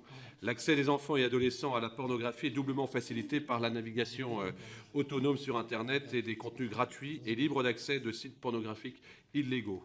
La CNIL a récemment conduit une vaste étude sur les pratiques numériques des jeunes dont les résultats montrent que 82% des enfants de 10 à 14 ans déclarent aller régulièrement sur Internet sans leurs parents. Alors le contrôle parental, justement, depuis 2019, seuls 44% des parents avaient paramétré l'appareil de leur enfant et 38% seulement recouraient à des dispositifs dits de contrôle parental. Aussi, je souhaitais vous interroger sur le bilan des premiers mois de cette loi. Quelles améliorations peuvent être dégagées de la mise en œuvre de ce dispositif? Par ailleurs, Monsieur le Ministre, je sais votre engagement précisément sur cette question et votre volonté d'avancer. Quel bilan tirez-vous de la consultation publique lancée sur le projet de décret visant à renforcer le contrôle parental sur les moyens d'accès? Merci Monsieur le député. Emmanuel Pellerin. Merci Madame la Présidente. Monsieur le Ministre, la radio est le média préféré des Français avec ses 40 millions d'auditeurs quotidiens. Toutefois, depuis quelques années, la radio est confrontée à la concurrence de nouvelles offres de services en ligne telles que les plateformes de musique en ligne ou les podcasts. Le fait d'avoir supprimé la puce radio FM DAB+, des smartphones, oblige les citoyens à passer avec de la 4G et donc à consommer de la data pour accéder à la radio. L'écoute en mode digital de la radio reste cependant minoritaire. Il est donc indispensable d'établir en France la radio hertzienne numérique terrestre de qualité HD, le DAB+. Comme pour la bande FM vieillissante, le DAB+ échappe à la mainmise des GAFAM, reste gratuite, anonyme et accessible à tous. La diffusion DAB+ coûte 8 fois moins cher que la FM et a mis 10 ans pour s'installer en France, notamment à cause du blocage de grands groupes privés. Aujourd'hui, avec l'impulsion de Radio France et de nouveaux entrants nationaux, tels que Crooner Radio, la diffusion DAB+ est en marche et adoptée par toutes les grandes radios. Gratuite. Merci Monsieur le député. Je vais passer directement à ma question. Oui. J'aimerais savoir quels sont vos objectifs en matière de DAB+, ainsi que les moyens qui peuvent être alloués pour diffuser la radio DAB+. Merci. Belkir Belhaddad. Merci Madame la Présidente, Monsieur le Ministre, mes chers collègues. Ma question portera sur la stratégie sport 2020-2025 qui a pour objectif de faire de la France le leader européen du secteur dans le e-sport à horizon 2025. Une première étape majeure avait été tenue lors des assises de l'e-sport au premier trimestre 2019 organisées par les ministères en charge de l'économie numérique et des sports. Elles ont permis d'engager une réflexion de fond sur la structuration de l'écosystème de l'e-sport français en vue d'établir une feuille de route à horizon 2025. Imaginez, Monsieur le Ministre, que vous êtes en 2025. Quel bilan feriez-vous de cette politique, un an après les Jeux Olympiques? Merci. Merci, monsieur le député. Violette Spilbou pour la dernière question. Madame la Présidente, Monsieur le Ministre, j'ai été très sensible à vos propos ce soir. Le numérique, vous l'avez rappelé, n'est pas une fin en soi, mais bien un moyen pour briser des barrières et nous réunir dans un espace commun. Il est aussi un moyen de faire face à de nouvelles menaces, inquiétudes et même souffrances, et notamment celle de la propagation de fausses informations. Au-delà des propositions que vous avez soulignées pour l'éducation aux médias et à l'information que j'ai pu faire, j'ai auditionné aujourd'hui l'équipe du Conseil du numérique qui mène une action intitulée « Itinéraire numérique » partout en France depuis un an et dont les débats sont riches d'enseignements. Ces débats rejoignent ma conviction, celle qu'il faudrait faire naître un véritable service public d'éducation populaire au numérique et aux médias, en s'appuyant en particulier sur les conseillers numériques France Service, mais aussi sur les centres sociaux et les MJC sur nos territoires. Que pensez-vous de cette proposition, Monsieur le Ministre? Merci. Merci, Madame la députée. Laurent Croisier, pour la dernière question. Madame la Présidente. Monsieur le Ministre, nous sommes aux prémices de l'intelligence artificielle, qu'elle bouleverse déjà notre siècle. L'IA va mener à des transformations radicales de nos sociétés. Elle promet de nombreuses et prometteuses innovations, mais pose légitimement beaucoup d'interrogations. Afin de limiter les risques et éviter les dérives qui risqueraient de creuser encore les inégalités, mais surtout de tirer bénéfice de l'IA au service d'une société humaniste, il est essentiel d'anticiper et de créer un cadre réglementaire européen adapté. Pouvez-vous nous préciser quelles sont les intentions et exigences du gouvernement sur ce projet de règlement européen dédié à l'intelligence artificielle? Merci, monsieur le député. Monsieur le ministre, c'est à vous. Alors, voilà, c'est bon. Merci, Madame la Présidente. Madame la députée Annie Genevard, je crois qu'entre les deux bouts, les deux catégories de la population française que vous citez, il y a un point commun, c'est que ce sont les plus vulnérables. Et qu'effectivement, ce sont nos concitoyens les plus vulnérables qui sont les principales victimes des désordres ou des agressions, si l'on peut dire, qui prospèrent aujourd'hui en ligne et qu'il nous faut corriger. À la question de monsieur le député Philippe Fay, simplement dire que l'une des mesures qui sera portée dans le projet de loi présenté demain, c'est le filtre anti-arnaque, un dispositif auquel le président de la République s'était engagé. C'est un dispositif simple et gratuit qui filtrera préventivement les adresses des sites clairement identifiés comme étant malveillants et évitera que, justement, les personnes les plus vulnérables, et en particulier les plus fragiles, les plus éloignées du numérique, se fassent avoir par un faux SMS de la banque, de l'assurance maladie ou du compte personnel de formation. Sur la question de monsieur le député Philippe Ballard, qui est parti, mais simplement dire que le plan France Très Haut Débit et le New Deal mobile, pour la téléphonie mobile, sont deux très grands succès français. Pourquoi? Parce qu'on atteint les objectifs qu'on s'était fixés il y a 10 ans pour la fibre, il y a 5 ans pour le New Deal mobile, c'est-à-dire rendre 80% des Français raccordables à la fibre en 2022 et effacer des milliers de zones blanches. Dans les deux cas, grâce à un accord de zones blanches mobiles, dans les deux cas, grâce à un accord intelligent et dans lequel chacun se respecte entre l'État, les collectivités et les opérateurs. Sur le filtre, il ne s'agira pas d'une compétence de l'Arcom, le filtre anti-arnaque. L'autorité, ce seront plusieurs autorités administratives qui seront mises à contribution. Certaines d'entre elles sont déjà notifiées aujourd'hui de sites correspondant à des arnaques. Elles compileront ces données dans une liste unique qui permettra qui sera actualisée à haute fréquence et qui permettra de prémunir nos concitoyens contre ce type d'attaque. Mais vous savez comment ça marche. Je trouve la dernière idée possible. Donc je vais envoyer un SMS à 10 000, 20 000, 100 000 citoyens français au sujet d'une amende qu'il conviendrait de régler de toute urgence sous 48 heures, en espérant que le plus grand nombre possible de ces personnes tombent dans le panneau, cliquent sur le lien et y versent leurs coordonnées personnelles ou bancaires. Et le filtre viendra évidemment dévitaliser ce type de manœuvre en évitant que les internautes tombent dans le panneau. Sur la question d'Idir Boumertit, qui rejoint celle d'Hendrik Dawi sur l'éducation aux usages.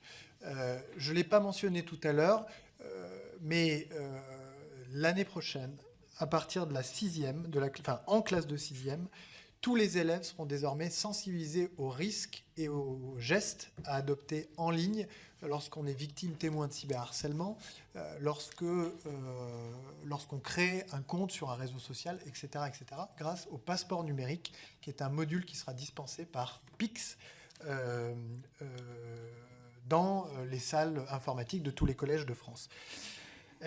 Sur la question de Bertrand Sort, j'ai parlé des mesures tout à l'heure que nous allons créer pour donner à l'Arcom la possibilité de bloquer et de référencer les sites porno. Monsieur le ministre, je suis gardienne du temps et je sais que vous avez envie de répondre à tout le monde, mais votre impératif, a priori, ne peut pas attendre.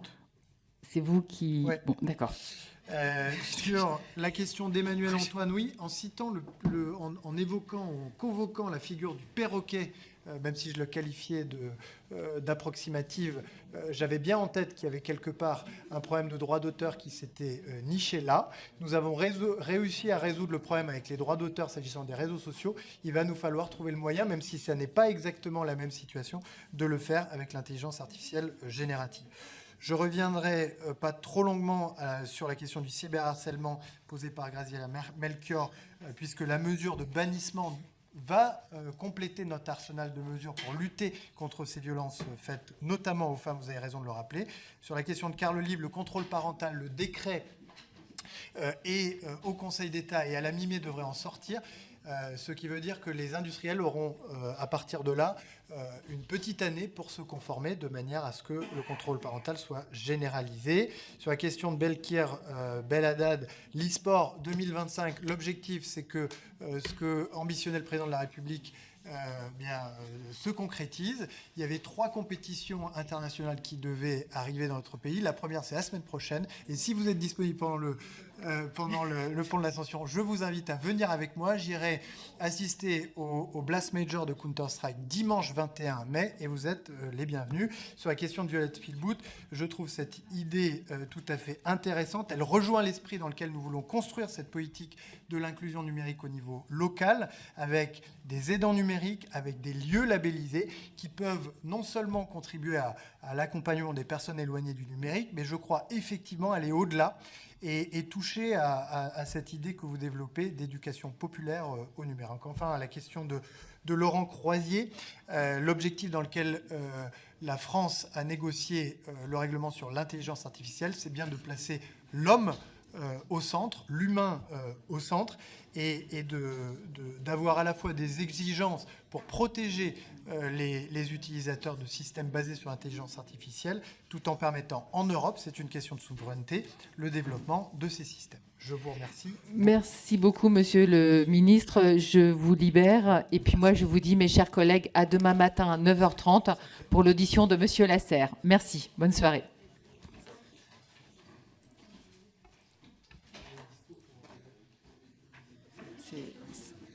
Comment ça s'éteint?